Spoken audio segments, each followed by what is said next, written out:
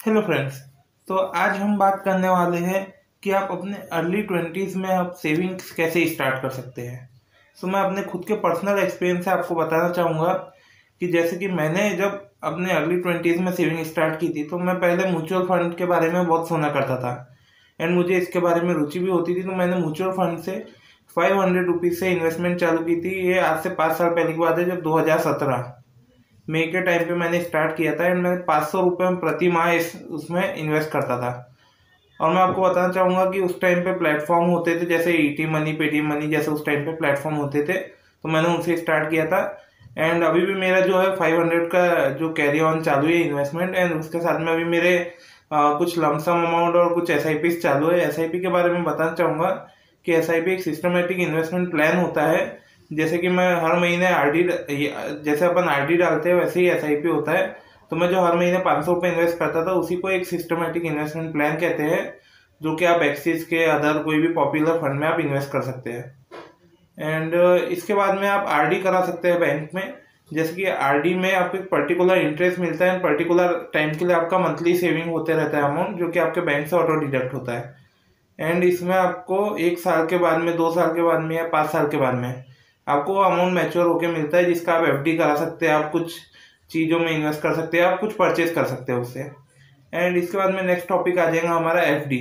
आप एफडी में भी इन्वेस्ट कर सकते हैं। तो एफडी एक सेफर ऑप्शन रहता है जो म्यूचुअल फंड शेयर मार्केट के मुकाबले।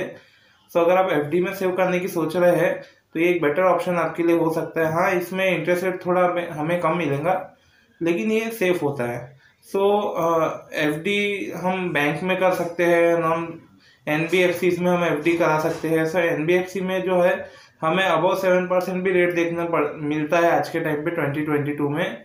एंड जो हम अदर बैंक में कराना चाहेंगे जैसे एसबीआई हो गया, कोटक हो गया, यहाँ पे हमें 6% से कम इंटरेस्ट रेट देखने मिलता है, जैसे कि आप जानते हैं। एंड इसी के साथ में आप शेयर मार्केट में इन्वेस्टमेंट करने का अगर सोच रहे हैं, तो आप अगर मतलब 5पैसा, ज़ीरोधा ऐसे स्टॉक ब्रोकिंग कंपनी के साथ भी आप जा सकते हैं। मैं आपको बताना चाहूँगा कि मैंने 2017 में जो है म्यूचुअल फंड के साथ शेयर मार्केट में इन्वेस्ट करना छोटा छोटा चालू किया था। वो टाइम पे मेरा जो शेर खान का डीमैट अकाउंट बना था, उसी में अभी भी मेरी इन्वेस्टमेंट है।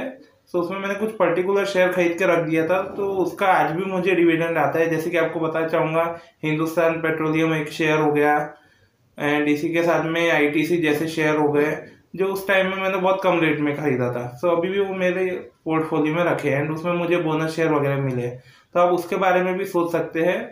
एंड इसी के साथ में अगर आपके पास में कोई लमसम अमाउंट है, जैसे आपके पास में एक मुश्त पैसा रहता है, लेकिन आप एफडी करना चाहते हैं, लेकिन आपको हायर इंटरेस्ट रेट चाहिए, आप थोड़ा रिस्क ले सकते हैं, तो आप म्यूचुअल फंड को ही एज अ सिस्टमेटिक इन्वेस्टमेंट ना करते हुए आप एक लमसम अमाउंट इन्वेस्ट कर सकते हैं। लाइक जैसे आप 10,000 रुपये इन्वेस्ट कर सकते हैं।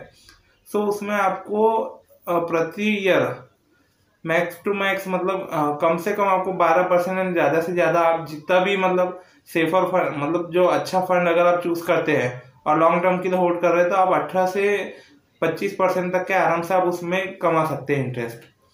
एंड ये जो है इसमें टैक्स फ्री फंड भी आते हैं, एक ELSS करके, इक्विटी लिंक म्यूचुअल फंड। अगर आप उसमें इन्वेस्ट करते हैं तो आपका 3 साल के लिए लॉक इन रहता है अमाउंट, लेकिन आप उसको भी जो है टैक्स फ्री कर सकते हैं। एंड इसी के साथ में नेक्स्ट ऑप्शन हमारा आता है PPF, पब्लिक प्रोविडेंट फंड। यदि आप जॉब नहीं कर रहे हैं आज के टाइम पे, लेकिन आपको सेविंग्स करना है, आपको इंटरेस्ट है सेविंग्स में, तो आप पब्लिक प्रोविडेंट फंड के लिए जा सकते हैं। एंड ये एक one of the best option होता है, जिसमें हमें 15 ईयर का लॉक इन पीरियड दिया जाता है। एंड इसमें हम कोई पर्टिकुलर अमाउंट से स्टार्ट कर सकते हैं। जैसे मैंने खुद जब स्टार्ट किया था, तो मैं सिर्फ 500 रुपये महीना डालता था उसमें। मतलब स्टार्टिंग में तो मैं सिर्फ 500 रुपये डालता था 6 महीने साल भर में। एंड धीरे धीरे जो है मैंने फिर हैबिट चेंज किया, एंड अभी जैसे 2,000 रुपये, 1,000 रुपये ऐसे महीने के डाल सकते हैं। एंड इसमें 1.5 लाख रुपए तक का सालाना अमाउंट पे हमें कोई ब्याज लगेगा नहीं। ये एक हमारा सेफर वे रहता है। एंड इसी के साथ में हम जा सकते हैं नेक्स्टली जो पोस्ट ऑफिस की स्कीम्स होती है। इसमें भी एफडी, आरडी, अलग अलग वेरियस टाइप्स ऑफ स्कीम होगी, जिसके बारे में हमने आपको बताया। तो ये पोस्ट ऑफिस में अगर हम कराते हैं, तो ये गवर्नमेंट के द्वारा बैकअप रहता है, तो ये एक हमें सेफ्टी रहेंगे। अगर आप एफडी करा रहे हैं, तो 5 लाख तक का जो है एफडी का इंश्योरेंस रहता है। जो कि बैंक की गाइडलाइन के द्वारा है। सो आज के लिए बस इतना ही। यदि आपको वीडियो अच्छा लगा है तो लाइक शेयर सब्सक्राइब जरूर कीजिए एंड मिलते हैं किसी नए टॉपिक के साथ। Thank you for watching guys.